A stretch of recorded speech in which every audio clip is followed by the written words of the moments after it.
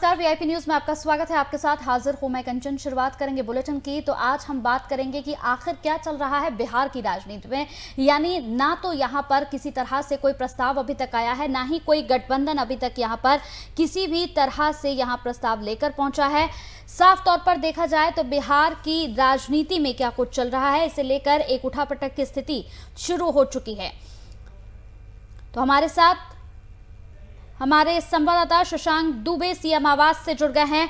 शशांक, क्या कुछ चल रहा है? क्योंकि अगर देखा जाए यहां पर साफ तौर पर ना तो राजभवन से किसी तरह का कोई प्रस्ताव अभी निकलकर सामने आया है, जबकि चुनाव आयोग ने अपनी पूरी प्रक्रिया यहां पर कर दी है। जो विधायक जीते हैं उनकी सूची भी यहां पर सौंप दी गई है, लेकिन उसके बावजूद भी अभी तक किसी तरह की कोई हलचल देखने को नहीं मिल रही है।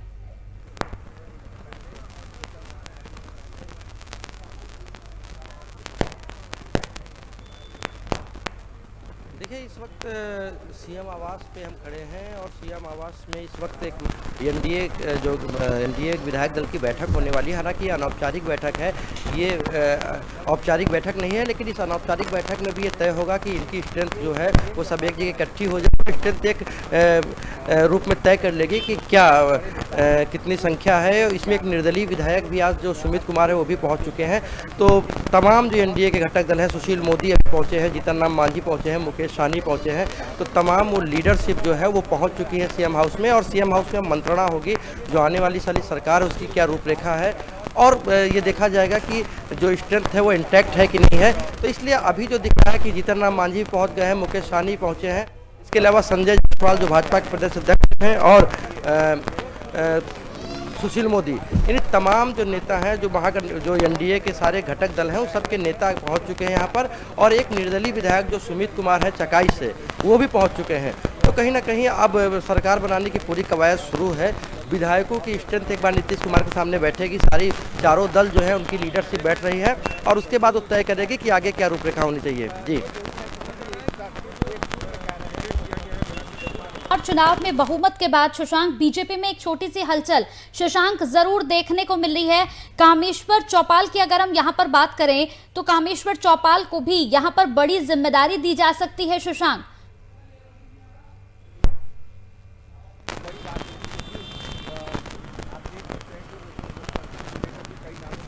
देखिए, ऐसे कयास लगाए जा रहे हैं क्योंकि कामेश्वर चौपाल अचानक पहुंचे हैं। कामेश्वर चौपाल एक ईबीसी के बड़े नेता हैं जो सुपौल से आते हैं। राम मंदिर आंदोलन के शुरुआती दौर में बहुत सक्रिय रहे हैं। कहा जा रहा है कि पहली ईंट उन्होंने ही रखी थी।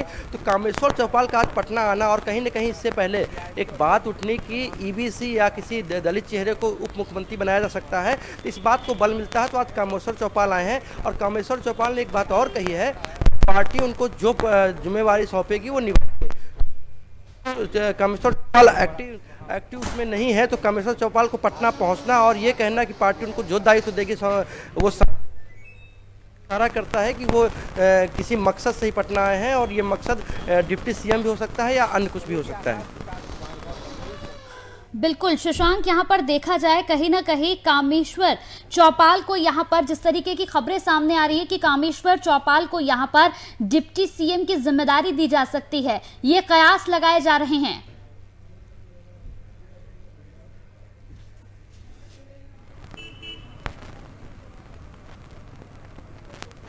जी बिल्कुल, कामेश्वर चौपाल का जो डिप्टी सीएम बनने के कयास है वो उनमें थोड़ा बहुत आधार भी है, क्योंकि कामेश्वर चौपाल का चुनाव चल रहा था उसमें उतनी सक्रिय भूमिका नहीं थी। लेकिन जब चुनाव खत्म हुआ है और जब इस तरह की बातें चली है, तो कामेश्वर चौपाल पटना पहुंचे हैं, और पटना पहुंचने पर उन्होंने ये कहा है कि वो किसी पद की बात नहीं है, लेकिन अगर पार्टी उनको जो जिम्मेवारी सौंपेगी वो निभाएंगे। तो कहीं ना कोई इशारा जरूर है। और इससे पहले भी कुछ बात की फ्लोट हुई थी कि कोई ईबीसी चेहरा या कोई दलित चेहरा बन सकता है। तो कामेश्वर चौपाल एक पुराने नेता रहे हैं, जनसंघ सुपौल से आते हैं, जनसंघ में उनकी काफ़ी पकड़ है। उसके अलावा वो कामेश्वर चौपाल राम मंदिर आंदोलन में काफ़ी सक्रिय रहे। कहा जाता है कि 89 में पहली ईंट जो रखी गई थी वो कामेश्वर चौपाल के द्वारा ही रखी गई थी।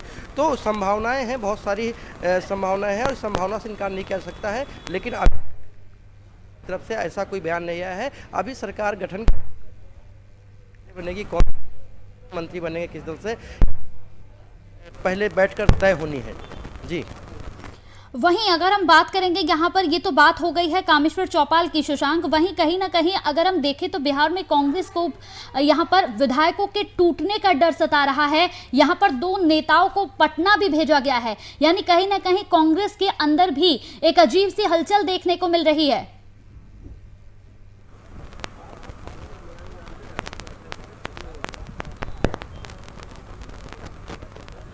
देखिए, जैसी सियासी गलियारों में चर्चा है कि इस वक्त जो असेंबली का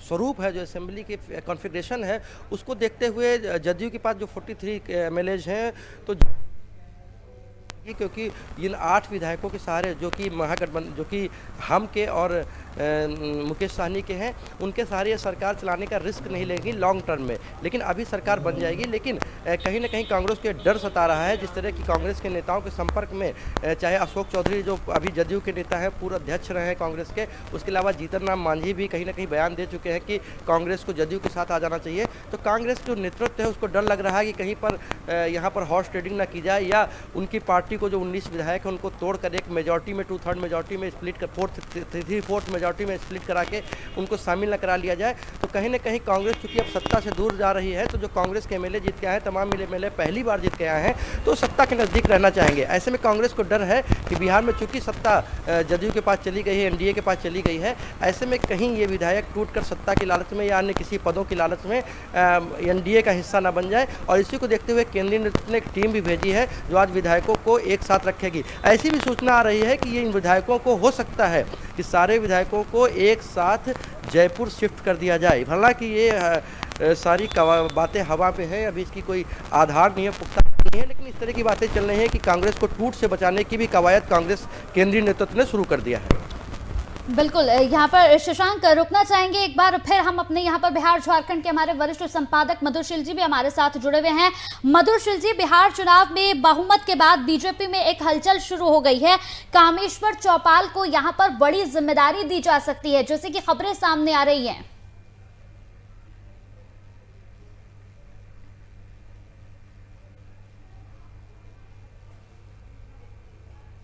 बिल्कुल कंचन, जिस तरह से भारतीय जनता पार्टी 74 सीटों को लेकर के एनडीए गठबंधन में सबसे बड़ी पार्टी के रूप में उभरी है, मैं इस पर चर्चा करूंगा। फिलवक्त हमारे साथ मौजूद हैं नवल किशोर यादव जी, जो एमएलसी अभी तुरंत कल मतलब परिणाम आया है और वो विजयी हुए हैं। सबसे पहले वीआईपी न्यूज़ की तरफ से आपको बधाई नवल जी। एनडीए, आपको भी बहुत बहुत बधाई। एनडीए गठबंधन में इस बार भारतीय जनता पार्टी, आपकी पार्टी बड़े मतलब व्यापक मैंडेट मिला है उसको, 74 सीट, बड़ी पार्टी।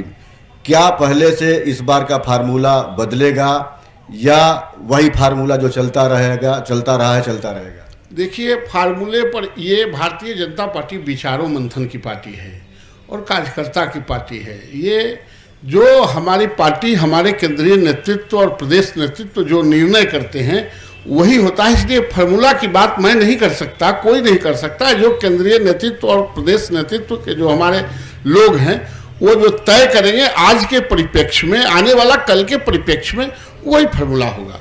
ये परिणाम, एक तो आप चुनाव जीत करके आए और उसके 2 दिन पहले मतलब 10 तारीख को जो परिणाम आया एनडीए के पक्ष में आया, ये सारी चीजें एनडीए के फेवर में जा रही हैं, भाजपा के फेवर में जा रही हैं। फिर सरकार बनाने में, दावा पेश करने में इतनी देरी क्यों, विलंब क्यों? नहीं, देर नहीं। देखिए, इसके प्रक्रिया है, परिणाम, हर परिणाम के प्रक्रिया होते हैं, टेन्योर बाकी है। जब तक सारे विधायक लौट के नहीं आ जाते हैं, उनसे रूबरू बात नहीं हो जाती है, एनडीए की बैठक नहीं हो जाती है, जब तक रिटर्न कैंडिडेट का जो जीते हैं उनका महामहिम के यहाँ लेटर नहीं चला जाता है, तब तक की प्रक्रिया को आगे नहीं बढ़ाया जा सकता है। अब हम समझते हैं कि आज से कल तक में आपको पता चल जाएगा कि किस दिन ऊँट होने हैं। अगर मौजूदा स्थिति को देखा जाए, जो पहले सरकार का फार्मूला होता था कि 7 विधायक पर 2 मंत्री बनते थे आपके गठबंधन में, इस बार भारतीय जनता पार्टी 74 सीटों पर है, उस लिहाज से 21 विधायकों को मंत्री बनता हुआ दिखा जा रहा है। लेकिन इससे पहले आपने देखा होगा कि वो कुछ एमएलसी भी, जैसे आप जिस विधान परिषद के सदस्य हुआ करते हैं वहाँ से भी, जैसे उसको से सुशील कुमार मोदी थे या और भी कई एमएलसी आपके होते, मतलब 21 मंत्रिमंडल में पद आपके इस संख्या के हिसाब से मिलता हुआ दिख रहा है। जदयू की बात करें तो उनके संख्या के हिसाब से जो 43 है, 13 दिख रहा है, और हम और वीआईपी को, जो आपके घटक दल हैं, जो आपके सहयोगी दल हैं, उनको 1-1। ये फार्मूला चलेगा या कोई दूसरा फार्मूला आएगा? देखिए, एक बात हमेशा मैं कहता हूँ, ये फार्मूला केंद्रीय नेतृत्व को तय करना है। वो इसे 15% जो राज्य के सीट हैं उसके 15% ही मंत्री बन सकते हैं। ये फार्मूला एक्ट में है। फैक्ट में जो फार्मूला बनाने हैं वो एनडीए के लोग बैठ के बनाएंगे, दोनों पार्टियां या चारों पार्टियां जो है वो बनाएंगे, या फिर हमारे केंद्रीय नेतृत्व जो तय करेंगे वही होगा। ये सड़क चलते कोई आदमी इसका फार्मूला नहीं बना सकता। आप सड़क चलते, नवल जी, आप सड़क चलते हुए लोगों में नहीं हैं, आप पार्टी के कद्दावर नेता हैं, कई बार एमएलसी रह चुके, पार्टी के प्रवक्ता रह चुके हैं। क्या लगता है आपको कि भारतीय जनता पार्टी को इस बार नेतृत्व करना चाहिए या जैसे पहले चल रही थी व्यवस्था वो चलनी चाहिए? देखिए, नेतृत्व के बारे में हमारी पार्टी ने तय कर चुकी है पहले से ही।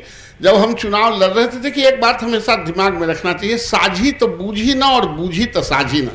गठबंधन तभी चलते हैं एक जब दूसरे पर भरोसा रहता है, और भरोसे के साथ हमारे केंद्रीय नेतृत्व ने, प्रधानमंत्री जी ने, अमित शाह जी ने, जेपी नड्डा साहब ने, प्रदेश अध्यक्ष ने, तमाम लोगों ने नीतीश कुमार के नेतृत्व में चुनाव लड़ने की घोषणा की और उनको मुख्यमंत्री बनने की बात कही। तो आज हम लोग कोई बिट्रेयर नहीं है, हम लोग विचारों के साथ चलते हैं, और फिर साझेदारी तभी चलती है जब एक दूसरे को सम्मान देते हैं। इसलिए नई बात कोई उपज नहीं सकता है। तो नवल जी का साफ तौर पे ये कहना है कि एक दूसरे को सम्मान देंगे, गठबंधन धर्म का पालन करेंगे, जो पहले से चीज़ें तय हो चुकी हैं वो मतलब व्यवस्था वो जारी रहेगी, ऐसा इनका संकेत है। लेकिन एक कहावत इन्होंने स्थानीय स्तर पर जो देसी भाषा है उसमें कहा कि बूझो तो, मतलब उसका सीख है कि बूझो तो जाने। तो तमाम चीज़ें जो कयास लगाई जा रही हैं सियासी गलियारे में, कुछ परिवर्तन की, रामेश्वर चौपाल का अचानक से यहाँ आना पटना और तमाम राजनीतिक सरगर्मी उनको लेकर के भी है, क्या उनको लेकर के कुछ पार्टी में मंथन चल रहा है, कुछ उनको भी सम्मान देने की बात हो रही है? देखिए, ये जो पार्टी का मंथन का सवाल अगर कहीं होगा भी तो वो पार्टी करेगी, तभी हम स्पोक्समैन हैं, तभी हम आपको बता सकते हैं। पहले कोई मीडिया पर किन्हीं बातों को नहीं रखा जा सकता है, नहीं कहा जा सकता है। जब पार्टी तय कर लेगी तो आपको भी पता चल जाएगा और हम भी बोलेंगे। धन्यवाद नवल जी हमारे साथ जुड़ने के लिए। तो ये नवल जी थे, नवल किशोर यादव थे, एमएलसी हैं, पार्टी के प्रवक्ता हैं और वर्षों से भारतीय जनता पार्टी के साथ हैं, कंधे से कंधे मिला करके चल रहे हैं। फिलवक्त चुनाव ये जीते हैं एमएलसी का, कल ही परिणाम आया है और आज पार्टी में अपने वरीय नेताओं से और ये मिल रहे हैं, जुल रहे हैं, बधाइयाँ ले रहे हैं। ये हमारी तरफ से दोबारा फिर इनसे बधाई है। कंचन, जिस तरह से आपने देखा कि पार्टी के जो नेता हैं, मतलब पहली कतार के नेता हों या दूसरी कतार के नेता हों, वो खुलकर के कुछ भी, लेकिन कुछ बोलने से थोड़ा परहेज कर रहे हैं, क्योंकि सबका एक लिमिटेशंस है, सबके एक लिमिटेशन है, सबकी एक दायरा है। लेकिन जो सियासी गलियारे में रामेश्वर चौपाल का अचानक से पटना पहुंचने का, फिलवक्त तो पार्टी कार्यालय में मौजूद नहीं है, सीधे वो अपने जो बेउर कारा के पास जो उनका घर है वहाँ चले गए हैं। लेकिन और तमाम जो ये अटकलें लगाई जा रही हैं कि इस जो पार्टी के अंदर खाने की, जो कैमरे पर भले ही नवल जी ने स्वीकार नहीं किया हो या पार्टी के और नेताओं ने स्वीकार नहीं किया हो, लेकिन कामेश्वर चौपाल को बड़ी जिम्मेदारी देने की बात कही जा रही है, क्योंकि वो राम जन्मभूमि धार्मिक न्यास जो बना है उसके वो ये मतलब सदस्य, नामित सदस्य बना है वो। और जिस तरह से जो बाबरी मस्जिद के खिलाफ जो आंदोलन चल रहा था, राम जन्मभूमि आंदोलन चल रहा था, उसमें रामेश्वर चौपाल की काफ़ी अहम भूमिका थी। बिहार के क्षेत्र से कह लीजिए कि पूर्वी भारत के पूरे इलाके का नेतृत्व उनके हाथ में था। और फिलवक्त अगर ये बात करें तो भारतीय जनता पार्टी ने उनको समय समय पर पार्टी में, संगठन में पद दे करके और एमएलसी बना करके विधान बैकडोर से, और एक बार वो सांसद का चुनाव भी लड़े थे। तो रामेश्वर चौपाल पिछड़ों के एक नेता माने जाते हैं भारतीय जनता पार्टी के अंदर।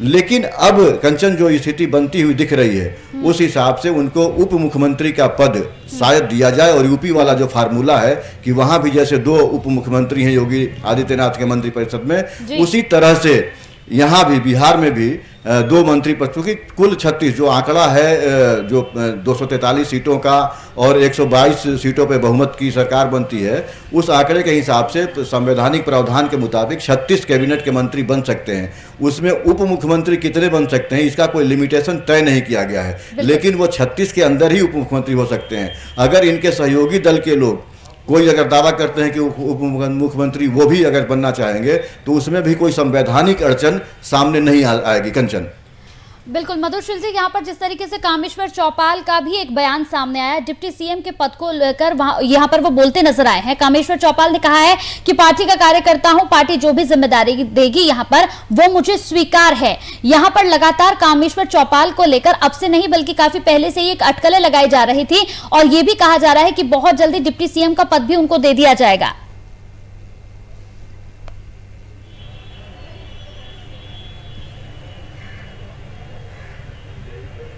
देखिए कंचन, भारतीय जनता पार्टी काफ़ी अनुशासित दल माना जाता रहा है। हालांकि हाल के दिनों में वो अनुशासन कहीं ना कहीं आप देखेंगे कि कई नेताओं के बड़बोलेपन की वजह से पार्टी की फजीयत होती रही है और वो चीज़ें सारी टूटती रही हैं। लेकिन फिर भी अपेक्षाकृत तुलनात्मक रूप से आप देखें तो डिसिप्लिन वे में यहाँ के नेता रहते हैं, इसलिए खुद से कोई डिमांड नहीं करते या खुद से। तो इसी तरह से कामेश्वर चौपाल का भी ये बयान आया है कि पार्टी जो जिम्मेवारी देगी वो उसको मानेंगे, वो उनको सिरोधार्य होगा। लेकिन पार्टी के इशारे पर भी ही अचानक वो अब तक वो अयोध्या और दिल्ली में प्रवास उनका था, लेकिन आज अचानक पटना पहुंचने के बाद सियासी जो गलियारा है उसमें सरगर्मी बढ़ी है कामेश्वर चौपाल को लेकर के। फिर कामेश्वर चौपाल चूंकि पार्टी कार्यालय में उनको खोजने के लिए, उनको ढूंढने के लिए मीडिया से लेकर कई जो उनके पार्टी के जो उनके समर्थक हैं, उनके नेता हैं, जमावड़ा लगाए हुए थे। लेकिन वो इसी वजह से शायद एयरपोर्ट से उतरने के बाद सीधे अपने आवास चले गए हैं। अब जो एनडीए की बैठक आज होने वाली है, एनडीए विधायक दल की जो बैठक होने वाली है, उसके बाद सारी तस्वीरें साफ हो जाएंगी। संभावना ये जताई जा रही है कि एनडीए की बैठक के बाद राजभवन जाकर के वो अपने जो मौजूदा सरकार नीतीश कुमार चला रहे हैं, एक औपचारिकता है उसका इस्तीफा देने का, सरकार ये भंग करने का, विधानसभा भंग करने की अनुशंसा, तमाम चीजें जो होंगी, जो संवैधानिक औपचारिकताएं हैं वो पूरी होगी और देर शाम तक हो सकता है कि नीतीश कुमार एनडीए के नेता के रूप में आज दावा पेश कर सकते हैं। लेकिन ये सब कुछ संभव होगा तब जब एनडीए की बैठक में क्या होता है, क्योंकि नीतीश कुमार ने कल स्पष्ट कुछ भी नहीं कहा था। हो सकता है कि अगर भारतीय जनता पार्टी की तरफ से जो प्रस्ताव लाए जा रहे हैं, जो ये एक डिमांड रखा जा रहा है, दूसरी तरफ जो नीतीश कुमार ने ये डिमांड रखा है कि चिराग पासवान को एनडीए गठबंधन से बाहर किया जाए, उनकी वजह से एनडीए गठबंधन की ये हाल हुई है, नहीं तो जदयू के उम्मीदवार जीतते। तो कई बिंदु इस तरह के हैं जिसकी चर्चा बैठक में होगी, जो नवनिर्वाचित विधायक हैं उनके साथ और जो पार्टी के नेता हैं, प्रदेश अध्यक्ष हैं तमाम दलों के, जो राष्ट्रीय अगर नीतीश कुमार की पार्टी की बात कर लें तो वशिष्ठ नारायण सिंह प्रदेश अध्यक्ष हैं और जो उनके राष्ट्रीय उपाध्यक्ष हैं तो ये आरसीपी सिंह हैं। तो ये तमाम जो नेता हैं वो उपस्थित रहेंगे। भारतीय जनता पार्टी की तरफ से अगर आप देख लें तो प्रदेश अध्यक्ष संजय जायसवाल, सुशील मोदी हैं उप मुख्यमंत्री, ये इस तरह के नेता, नित्यानंद राय हैं केंद्रीय गृह राज्य मंत्री, तो ये तमाम लोग बैठक में उपस्थित रहेंगे और बैठक में लिए गए फैसले के हिसाब से ही ये आगे की रणनीति तैयार होगी और आगे की तस्वीर भी आपको साफ दिखेगी। कंचन, बिल्कुल। यहाँ पर एक और सवाल है मधुशील जी, 74 घंटे हो गए हैं, अभी तक राजभवन से ना तो कोई प्रस्ताव आया है और ना ही कोई गठबंधन यहाँ पर दावा करने के लिए पहुंचा है। कहीं ना कहीं देखा जाए तो बिहार की राजनीति में आखिर चल क्या रहा है, अंडर करंट क्या कुछ चल रहा है, क्योंकि लगभग 74 घंटे हो चुके हैं और ना कोई अभी तक गठबंधन दावा करने के लिए पहुंचा, ना ही कोई प्रस्ताव अभी तक राजभवन से आया, जबकि यहाँ पर विधायक जो जीत चुके हैं उनकी सूची पहुंच चुकी है।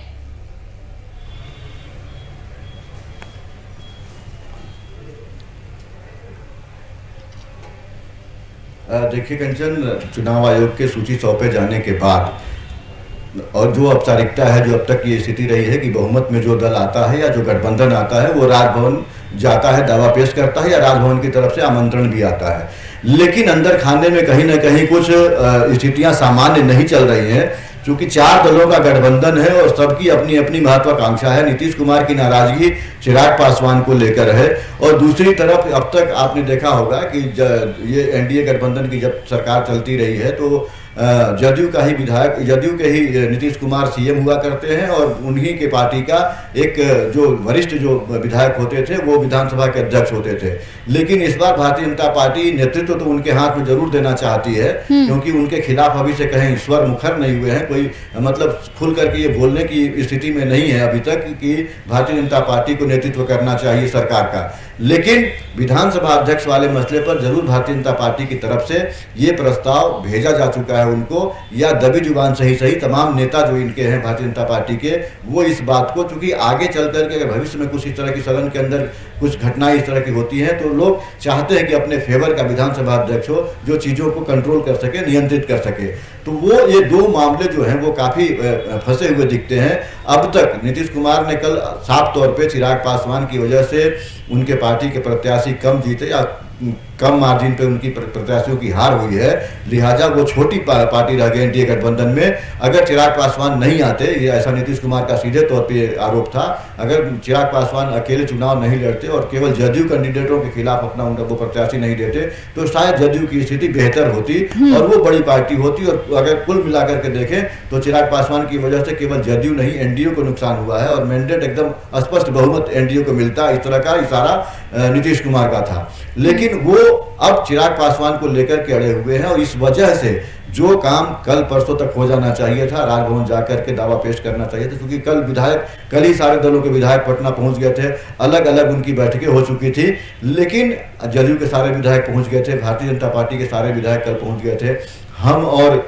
वीआईपी की अलग अलग बैठकें हो चुकी थी। तो उस लिहाज से अगर आप देखें तो कहीं ना कहीं अंदर खाने में अभी भी इन चीज़ों को लेकर के थोड़ी असमंजस की स्थिति बनी हुई है। और आज जब एनडीए गठबंधन दल का जो विधायक दल है उनके बीच जब बैठक होगी, उसमें ये जब सारे जो बिंदु रखे गए हैं उस पर जब ये चर्चा होगी तभी जाकर के तस्वीर साफ हो पाएगी।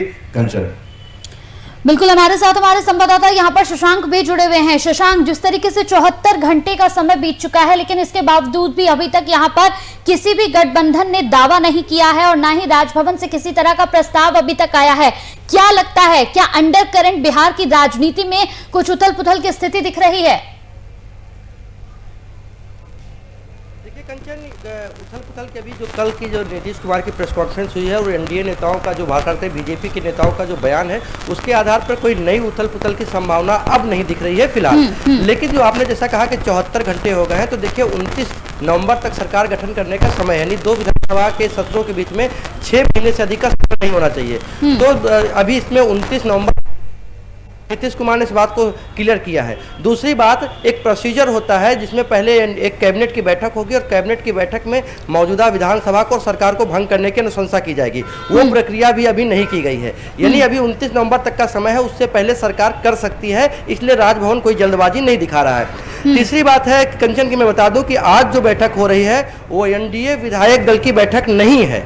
आज जो बैठक हो रही है वो एनडीए विधायक दल के नेता आपस में बैठ रहे हैं, यानी विधायक दल की बैठक में नेता चुना जाना होता है, लेकिन आज एनडीए विधायक दल की बैठक नहीं है, बल्कि एनडीए के जितने घटक हैं सबके नेता एक साथ बैठेंगे और आने वाले समय में किस तरह सरकार गठन की रूपरेखा या प्रक्रिया चलाई जाए इसको लेकर चर्चा करेंगे।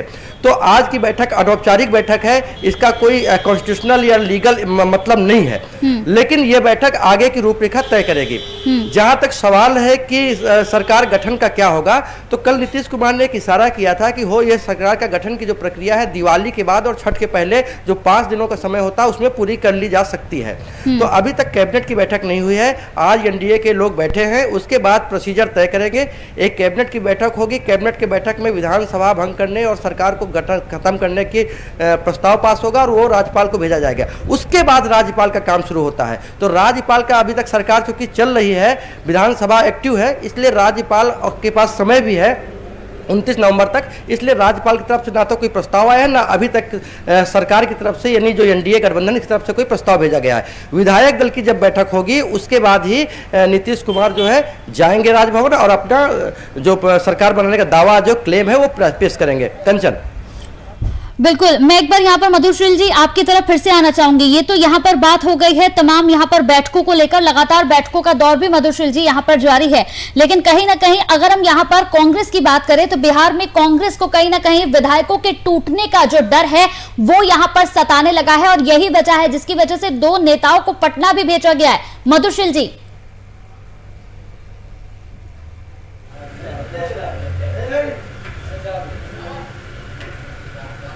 देखिए, जब परिणाम आने वाले थे तभी से कांग्रेस सतर्क है और उसके 2 पर्यवेक्षक पहले आए थे, अभिनव पांडे और रणदीप सुरजेवाला। झारखंड से आलमगीर आलम के नेतृत्व में कई कांग्रेसी नेता आए थे और कल छत्तीसगढ़ से 2-3 नेता आए हैं जो कदावर नेता हैं कांग्रेस के। आज बैठक हो रही है कांग्रेस में, कोशिश ये की जा रही है कि उनके विधायक इंटैक्ट रहें, क्योंकि भारतीय जनता पार्टी मतलब एनडीए गठबंधन की तरफ से सीधे तौर पे कह लें जदयू भी डोरे डाल रही है कांग्रेसी विधायकों पर और बीजेपी के तरफ से भी इस तरह की संभावना, मतलब जो सूत्रों से खबर आ रही है कि बीजेपी भी डोरे डाल रही है, ताकि ये जो बहुमत का आंकड़ा है 25 का, उसमें 2 छोटे छोटे दलों का, ये 4-4 सीटों का, तो इस स्थिति में अगर आप देखें कंचन, तो उनको ये लगता है कि अगर आगे चल करके कोई घटक दल उनका साथ छोड़ता है किसी बिंदु पर असहमति होने के बाद, तो वो पहले से इस तरह की संख्या बल का जुगाड़ कर लें, ताकि आगे चल करके, तो सरकार का कार्यकाल 5 वर्षों का होता है, तो इन 5 वर्षों के बीच में उनको कोई दिक्कतें नहीं है। तो ये कहीं ना कहीं कांग्रेस, चूंकि राजस्थान का मामला और मध्य प्रदेश का आपने देखा होगा कि किस तरह से मध्य प्रदेश में उसके विधायक पलटी मारे थे और चले गए थे, तो वो सबक लेना चाहती, उस घटना से सबक लेकर के कांग्रेस पहले से प्रिकॉशन ले रही है। फिर वक्त कांग्रेस का कोई भी विधायक टूटने की स्थिति में नजर नहीं आता, लेकिन कई कांग्रेसी विधायकों से संपर्क जदयू और बीजेपी का लगातार बना हुआ है, इस बात से भी इनकार नहीं किया जा सकता, क्योंकि वो संपर्क चल रहा है, कई जगह लोग मिलजुल रहे हैं, और इसलिए आज बैठक जो कांग्रेस की हो रही है, तो कोशिश ये होगी कि उनके विधायकों का, जब तक यहाँ सरकार बनने की कवायद चल रही है और जब तक नीतीश कुमार की तरफ से दावा या एनडीए की तरफ से कह लीजिए कि दावा पेश नहीं किया जाता है, राजभवन को अपने विधायकों की सूची नहीं सौंपी जाती है, तब तक उनके विधायकों को हो सकता है कि बिहार से बाहर ले जाया जाए, या बिहार में ही कहीं एक जगह सुरक्षित उनको रखा जाए जहां से वो इनके संपर्क में ना आ सके। बिल्कुल, कहीं ना कहीं बैठकों का दौर भी यहाँ पर शुरू हो चुका है लगातार, और साथ ही साथ अगर बात करें तो कांग्रेस की, जैसे कि हमने बात करी है, कांग्रेस के अंदर भी कहीं ना कहीं एक डर सताने लगा है कांग्रेस को कि कहीं उनके विधायकों को तोड़कर यहां से कोई ना ले जाए। चलिए, इसी के साथ बहुत बहुत शुक्रिया मधुशील जी, आप हमारे साथ जुड़े। शशांक, आपका भी बहुत बहुत शुक्रिया। इसी के साथ VIP न्यूज में हमारे साथ इतना ही। नमस्कार।